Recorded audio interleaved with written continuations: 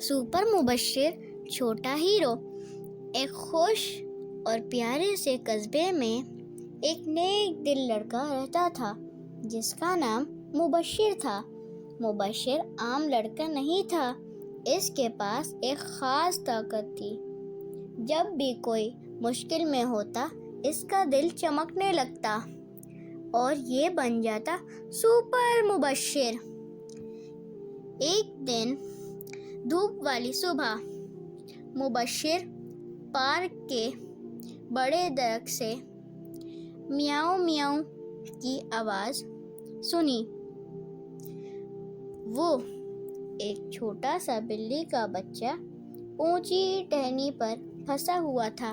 فکر نہ کرو چھوٹے دوست، مبشر نے کہا۔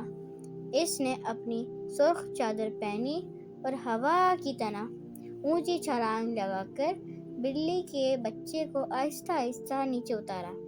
بلی خوش ہوئی اور گنگنانے لگی اور پارک میں موجود سارے بچوں نے تالیاں بجائیں۔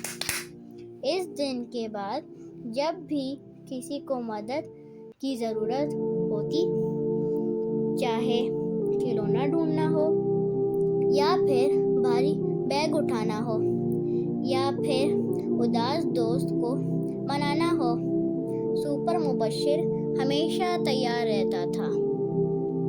اور اس کی سب سے خاص بات کہ اس کی اصل طاقت نیکی تھی۔